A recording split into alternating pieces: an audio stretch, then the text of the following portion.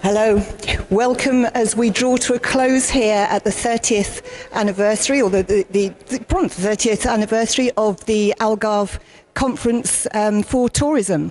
We've had quite an extraordinary day with lots and lots of speakers addressing every kind of aspect of tourism you can think of, from how we mend the drains to how can we arrange for more flights to come in, to what's going to happen now that the AL licence is changing a little bit, and we're moving now towards hotels, or are we? So the whole lot's been discussed today. It's really been quite remarkable, and we have been lucky enough, privileged enough to be able to interview a number of those people. So join us as I give you a little insight as to what's happened here today. Senor Elder Martins, President of the AHETA, can I ask you first of all, for these are our English-speaking demographic here, can I ask you to explain what is that? The association. Well, since 30 years we got an association for developers in tourism. That means hotels and all things related with accommodation in tourism. We don't have restaurants, and this association represents these companies all over the discussions with the government, with the regional authorities, with the municipalities. Then we are representing the private sector in tourism. And congratulations, this is the 30th anniversary. What a wonderful event this is, and congratulations for the organisation. So it's grown and grown and grown and grown. How important do you think you play a part in, say, the government decisions financially? Do you think what you're doing is making a difference to the finances with regards to tourism in the Algarve? Let's see. There's a big difference between private and public sector. Let's say that in the private sector in tourism, we develop lots of new projects, lots of new discussions. But the law sometimes is difficult to go at the same speed. And that's what we should do, is to be every day, every moment with the government, with the regional authorities, telling that we should change this or should change that.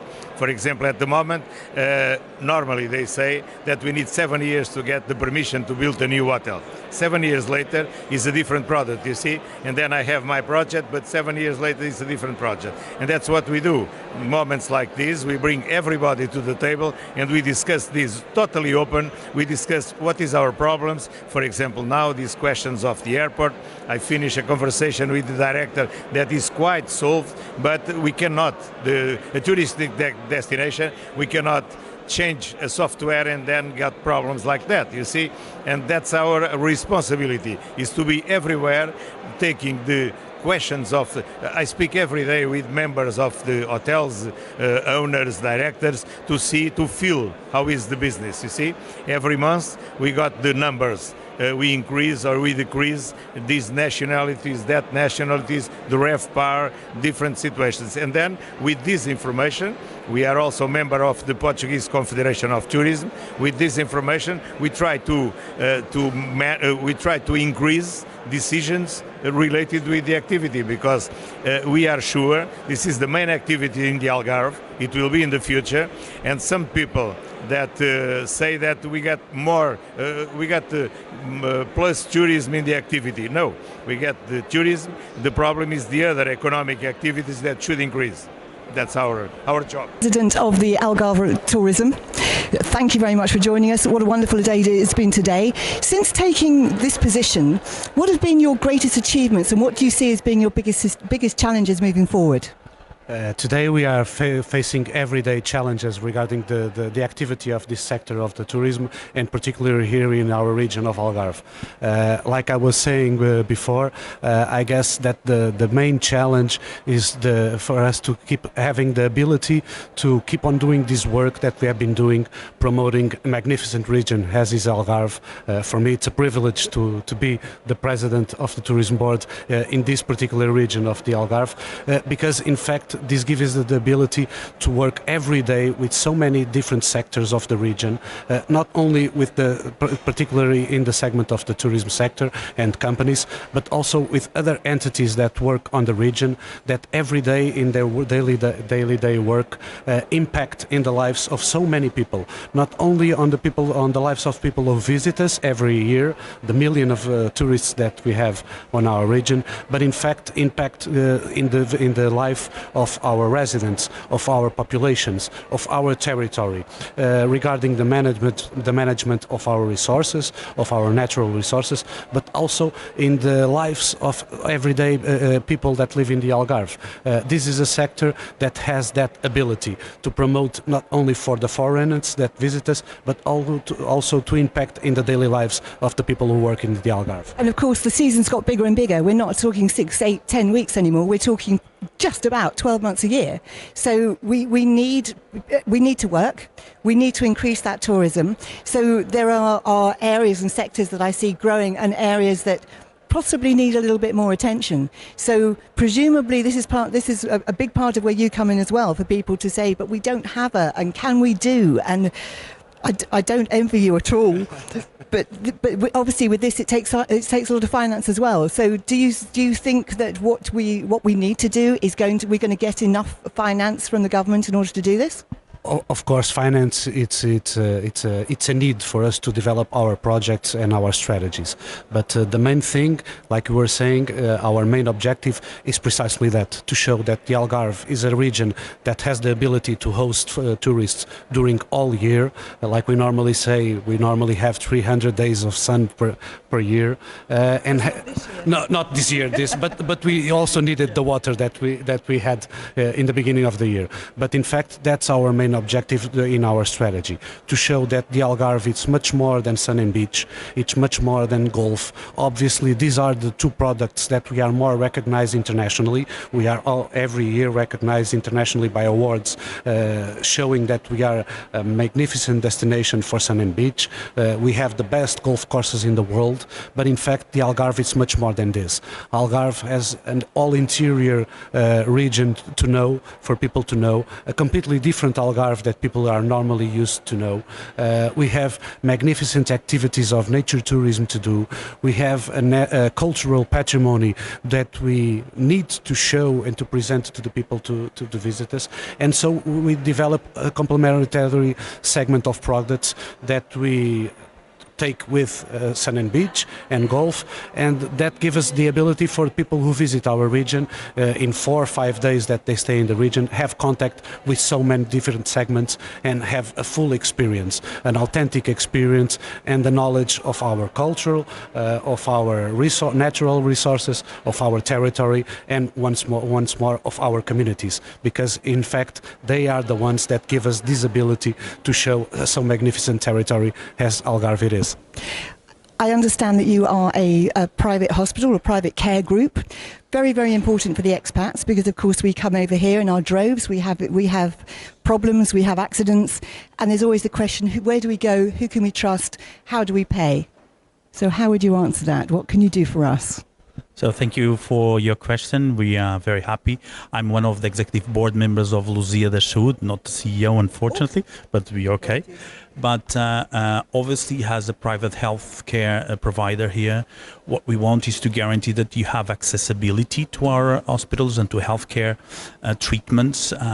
All big Portuguese group are certified by Joint Commission, and so this is one of the stamps that needs to be in place to guarantee that the best treatments and best care is given to all the citizens. And obviously this is regardless of whether you have insurance or if you're in here on holiday, or do you have to live here?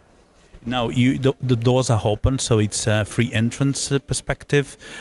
When you get to a private hospital, either you have a healthcare system that will support your expenses, or you can pay out of pocket, and so the prices are as well based on the different kind of finance mechanism that you have with yourself. But the doors are fully open to all people and all the foreigners that live here. Obviously, in terms of private access, it would be more interesting if the expats will have insurance product that will then guarantee that they will have access with more controlled prices in terms of just co-payments of the acts, and the insurance company will take care of the other part of the costs to access these health providers in Algarve or in all country. So in terms of people who are actually about to come here on holiday, it's obviously a concern. So do you have people who speak in all sorts of different languages? Yes. We in the regions where we have tourism, we tend to have peoples, and we try to have peoples in our emergency areas that can speak English and can have a direct dialogue with foreigners. There is some French-speaking people as well here, and so these two languages we try to have representatives in the more important areas of access for foreigners. I'd like to introduce you to Antonio Correa, President of Keep Collab. Keep Collab is a collaborative laboratory that puts the research and knowledge to the service of the community. In this case, this Keep Collab is related with tourism, and we were born to bring some knowledge and innovation to the sector. And you've been doing this all around the world, haven't you? As a guest speaker in Hong Kong and various different universities worldwide, and now you've brought that back to the Algarve. So how do you see this now? How are you bringing this now back to the Algarve for our new generation to come into tourism? I born here, so is coming back to my roots. And what I want to give to the Algarve is what I have learned along all these years, and now is try to develop and to bring some knowledge to all the population, the society, trying to create a kind of a community of research that help and improve the development of tourism along. So how do you feel it's gone so far? Good morning to you. It's been fantastic. Of course, as you know, it's a great pleasure for us to host this important event, especially it's a 30-year celebration of this important association here for all of us. And it's, of course, a great pleasure for me as well and our team to host so many hoteliers and so many people, important people in the industry with us today. And of course, being part of the Marriott hotels, this isn't the only one here in the Algarve, so you're growing and growing. So are you finding that tourism is keeping up with your growth? Well, I believe so. As it's an important transformation, of course, as we did in the three hotels here in the Salgados cluster. And as you know, to bring such an important brand to the Algarve as Marriott, in this case in our hotel, the Algarve, the Marriott brand itself, but as well the Westin and the Marriott residences as part of our conglomerate of hotels here, is an important transformation of these hotels and the history they had into a Marriott classic standards and the approach that Marriott brings to hotels. And I think this is as well, we're doing our part in terms of the transformation of the Algarve in terms of the hotel industry. We've seen a lot of growth in tourism here. Our traditional 8 to 10 weeks, 6 to 10 weeks in tourism in the Algarve has considerably grown in the last 2 or 3 years. So how do you see that? How do you see the government supporting that growth? I think it's a very, very good time that we are spending in Algarve. Not because we are growing in 2024, we are growing in these 3 months from 2025, and we have some challenges we have to take. First of all, connecting people, connecting flights, connecting all the markets that Portugal is changing, and of course is our challenges. Where we are now working with the United Kingdom, of course, one of our first market, our most important market. Now we are working with the United States, we are working with Canada.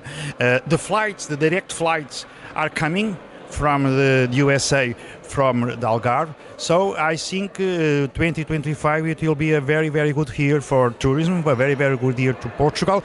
And of course the government, we have the responsibility to support local enterprises, support the persons and the people who are working in tourism, not just in the Gulf, not just in the hotels, but all the challenges makes that our policies have to support all the region. So mobility, we are talking about mobility, we are talking about the airport, we are talking about the street, the 125, the national road that is very traffic. But so policies and national one, we have to put our goals also in this region. And certainly we've seen marketing improve as well. I believe we're up 7% this year on last year. So it's going to be important to see at the end of this year just how everybody's coping. So great to know we've got the support of the government. Please keep coming back and seeing us. Thank you very much indeed for your time. Thank you so much, because today is a special day, because our Prime Minister, I think at this moment, maybe it will be with the President of Portugal, and I think that we have support the new government, the new government that starts maybe in the next Friday, next Wednesday, I don't know, but this is a special moment. This is a special moment too with this interview with you, because I don't know if I became again the Secretary of State, but okay. I'm grateful, of course, for you, for all the teams that we are working during these 11 months. So thank you so much. W4M Digital Solutions, a solução digital para a sua empresa.